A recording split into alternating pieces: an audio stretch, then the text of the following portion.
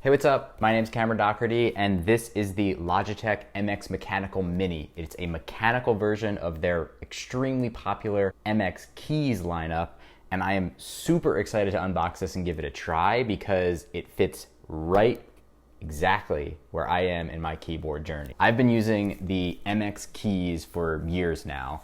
I've had the full-size one. I got this smaller one for my wife, and we both absolutely love them. That's our favorite keyboard, but I've started to explore a little bit outside of it and try some different mechanical keyboards. And if you look at the channel, you can see some different explorations into that, and the latest of which is this guy, the Keychron K3, which is a low-profile mechanical keyboard. And this is actually what I've been daily driving for the last about a month, and I was getting ready to make my full review video of it when suddenly this thing came out. And I obviously had to give it a try, and I also think it's really gonna inform my review of this keyboard. So we're gonna get it unboxed today, take a look at it, and get some first impressions about whether Logitech improved upon the keyboard that I love most, or maybe made it worse. Let's find out. So first thing, like so much of their packaging, you've got some basic instructions across the top here. Sustainable materials. I know that they do have this sort of retail packaging. They also have some that are just the like plain brown cardboard. You can see an example of that in my Logi dock video because that one came in that sort of just basic material rather than having all of this printed ink. But Logitech's been doing a great job at the sustainable materials on all of their products that are being shipped out. And here is the keyboard.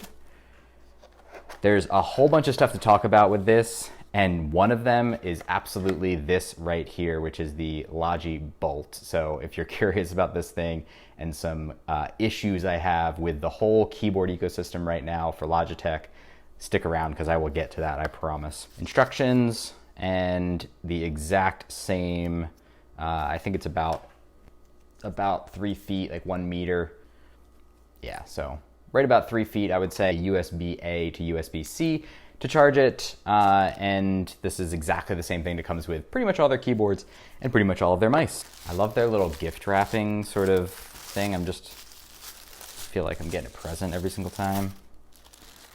All right, let's take a look. It is really so similar to this in its appearance. Even just lending on the colors, it really takes a lot of the Keychron notes. The keys are bigger and they're flat, whereas one of the things that I really liked about the MX Keys was their sort of concave nature of their keys. Really found that was pleasing when I was typing. Don't have that here, but that's okay. It's a little heavier than I expected, I think. There's definitely a metal kind of plate on the bottom here. I mean, it's sturdy construction, which I would expect from Logitech. You know, it's stiff, it's got good rigidity to it. Overall, yeah, I mean, it looks like Logitech, that's for sure, and it also looks like Keychron. So I love this Keychron keyboard. I haven't gotten my full review out there to tell you exactly what I like and don't like about it, but overall, very good keyboard. And we're going to talk about pricing of all of this because it gets really confusing. That's again where that Logi Bolt comes in. So this is the Mechanical Mini. There's also a full-size mechanical that would be the equivalent to the regular MX Keys.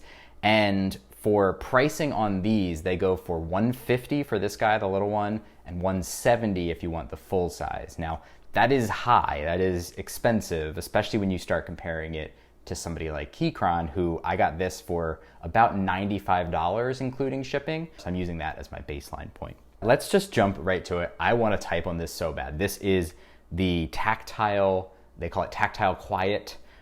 These are the tactile keys, so the same ones that I have here, basically the equivalent of a brown. And so let's just see how it goes.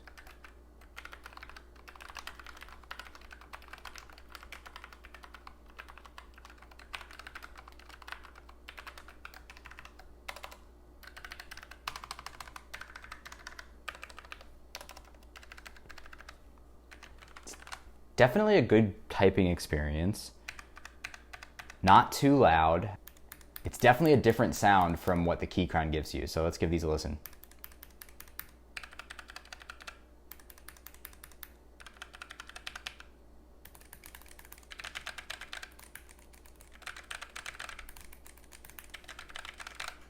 So it's a little bit higher pitched on the Keychron compared to the MX.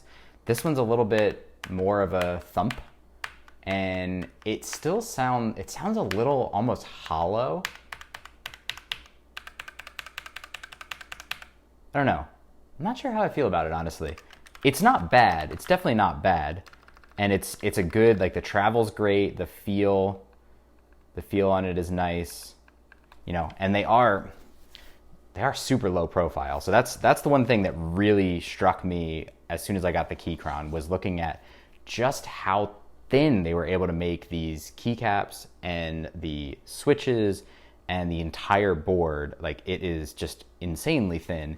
And looking at them side by side, they're pretty darn close. The Logitech's a little bit beefier, but not by much. They're very similar. And actually the switches on the Logitech are seemingly a little bit lower profile, or it might just be that they don't stick up as much where they attach to the actual keycap. Regardless. All right, so let's look at other features. So it's got a lot of the standard features that you should expect from a Logitech keyboard. So USB-C charging, we talked about, that's awesome. I'm not willing to buy a keyboard that's not USB-C at this point. Shout out to Apple and their lightning cable. You can watch that video that I posted recently as well. You've got a simple on-off switch on the back. We can turn it on and we should see some backlighting. Maybe, maybe not. All right, well, I can't get the backlighting to turn on right now, maybe because I'm not connected to a device, but through the magic of B-roll, here is what the backlighting looks like on the keyboard, and you can adjust the brightness up and down, I'm sure, and we will see all of that on the screen now. Wow, isn't it awesome? It is pretty awesome, filming cam. This is editing cam, showing you that there's actually multiple modes now. So you can go from a static to random, where it just blinks random lights. Contrast, where it kind of does the outside and then inside. It's a little weird there. Breathing, which is really just a pulse. Then we've got waves, which moves the light across. And finally, probably my favorite one, which is reaction, which is every time you push down a key, it lights up and then dissipates away. So pretty cool new feature. And now back to the video. So, okay, outside of that, one of the things I wanted to look at specifically was what they did with the key arrangement, like the way that they put all of the keys on here. Because one of my biggest gripes about the full-size MX keys, which I do have over here, is around some of the key placements. So they put the function on the right. I was used to it on laptop keyboards being on the left. That was a little bit difficult. And then there was some stuff around the function row, which has been hotly debated in the comments about what the right way to do it is. And I really think it's a difference between whether or not you're coming from a full-size traditional keyboard where you've got sort of spacing between your different functions, or whether you're used to a more compact keyboard like a laptop keyboard where basically you're used to seeing, F1 approximately above your one key and kind of all of them aligning down the row. So looking at this one, it follows very similar to what they did on the MX Keys Mini, but interestingly, they did switch a couple things up.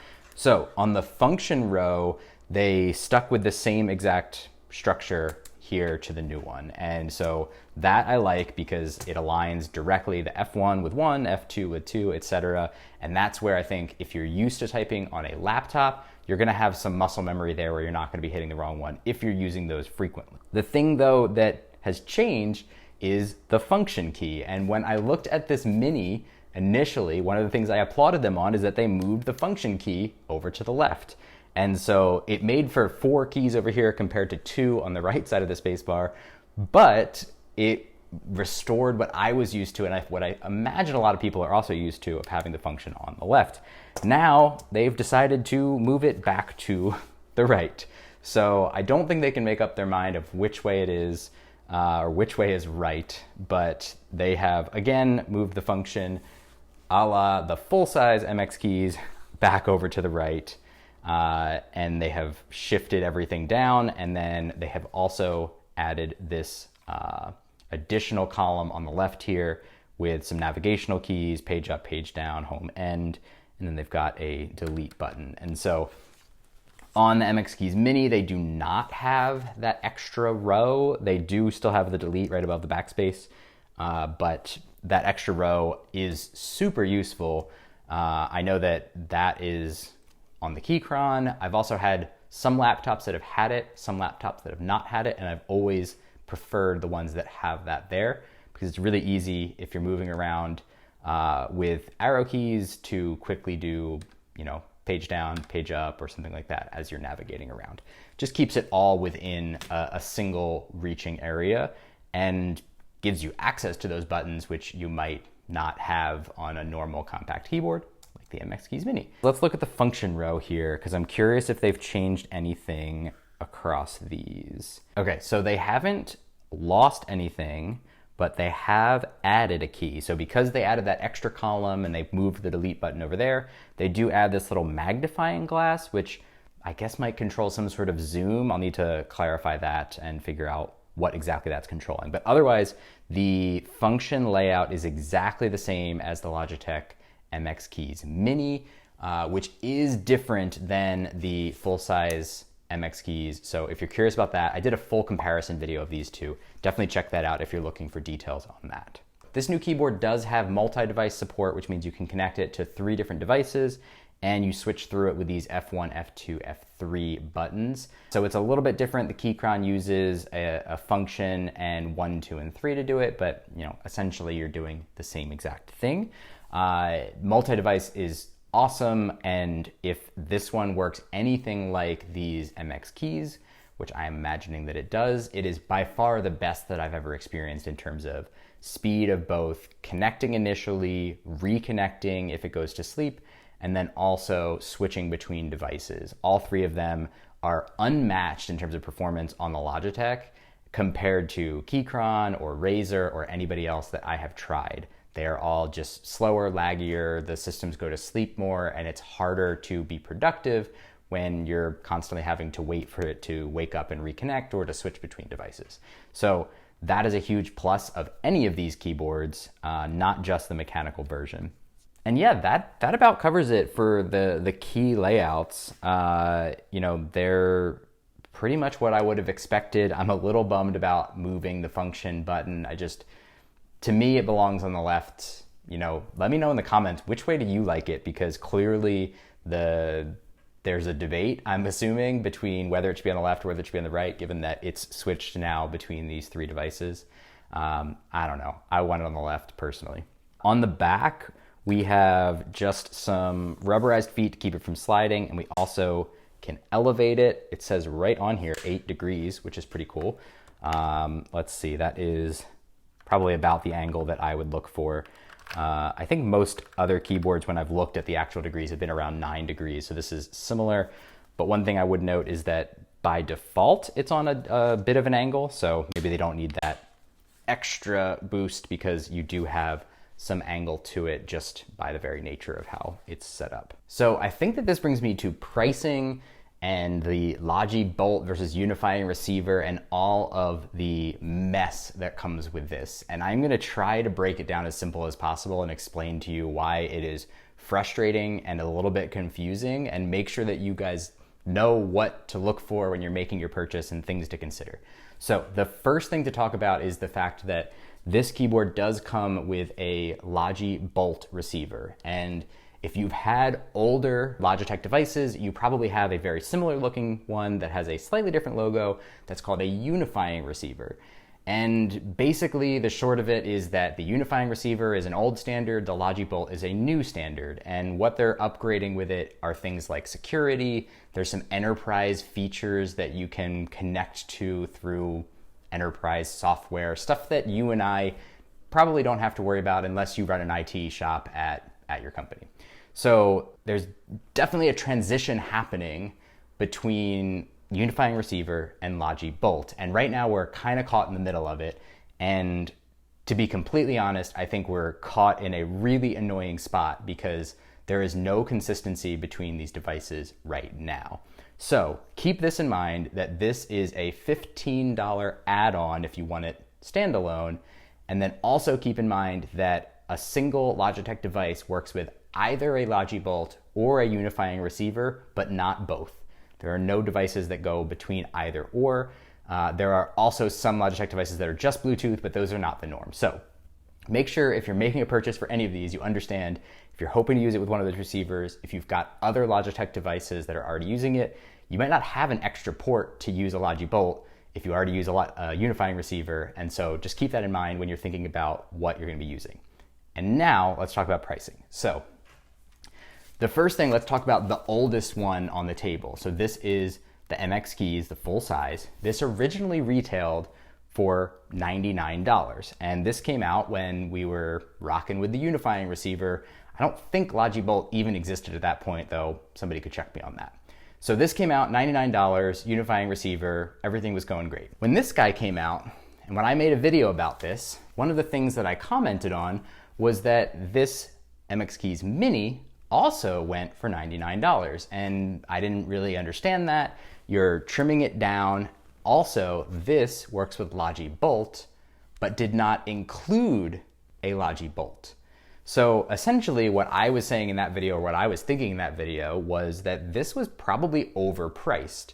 So unless the R&D for these Logi Bolts were truly through the roof and there was these great expectations about what they could do, whatever it was, that's what I was thinking on this, is that this was overpriced. Logitech listened and they changed their prices. However, they didn't decrease the price of this. They actually increased the price of the full size. And so if you want to buy a full size today, it's $120. So still the same deal, comes with unifying receiver, does not work with Logi Bolt. The mini version works with Logi Bolt, but does not include it. So if you want to buy the Logi Bolt receiver, $15, now you're at $115, $120 to have a USB dongle for it. So that's the older ones. Now we enter the new MX Mechanical. And it seems to me like, call it inflation, call it looking at what competitors are doing, whatever. It seems like Logitech has realized that they can up their prices and people are still gonna buy them. And you can be the judge of whether you think that's just a normal thing, whether that's them being successful, whether that's them being predatory. I'm not gonna tell you which way to think on that. But the MX Mechanical, as I mentioned, the mini version goes for $150 and the full-size version goes for $170. So that is exactly $50 more than either of the MX Keys versions. These both work with Logi Bolt and both include the receiver. So what a mess that is to think through, because if you need the receiver, then there's only a $35 difference between the mini ones, still a $50 difference between the big ones. If you don't need it, then it's 50 and 50. So it's kind of a jumbled mess. I apologize. I hope that my explanation there was enough for you to sort out and at least understand what you're getting yourself into with one or the other. But going outside of Logitech, there are other options. So the Keychron, as I mentioned, is $95. Now it doesn't have a Bluetooth dongle at all. It is strictly either wired, it can operate, or it can do Bluetooth with up to 3 devices. I tend to stick mostly to Bluetooth across the board. I have found that to be very reliable and not really problematic. A lot of people hate on Bluetooth, especially for mice and keyboards, but I think it suits my needs, especially in a productivity environment where latency is not a key concern. We're not playing first-person shooters. We're working in spreadsheets. So if you wanted to compare these directly, now you've suddenly got a $50 difference between arguably the exact same device. And I haven't really been able to make up my mind because I haven't used this long enough to be able to say which one is better. For now, I'm just gonna say they're really close. They're both good typing experiences. This one has been exceeding my expectations from first impression here, maybe a little bit less on my expectations, but still good. So I think there's more to come content-wise on these to give you guys my full kind of assessment. I'm still owing you guys a full review of the Keychron K3. I will get you a full review as well of the MX Mechanical. And that has been probably way more information on these keyboards than you possibly could have needed. I apologize if this has turned into a very long video, but I wanted to talk through those pricing things because it's extremely frustrating and extremely challenging to navigate when you're dealing with Bolt versus Unifying, included versus not included, and what that all means for how much you guys would be willing to pay for one of these keyboards. So I think overall, very cool product. I'm looking forward to trying it, to experiencing it more, to making sure that it lives up to the standards set by these MX Keys devices, and that it just adds the enhanced feel of a mechanical key switch that so many people crave and enjoy. That is all I wanted to cover today. Thank you guys so much for sticking with me. If you made it to the end of the video here, you're awesome, so thank you. Please consider liking the video. As I always say, the likes are free and the subs don't cost anything either, so consider throwing one of those as well. I'm looking forward to trying out more keyboards. If there's any others that you want me to try, to see, to review, to compare, let me know down in those comments. I'm always looking for suggestions. So thank you so much. I will see you in the next one.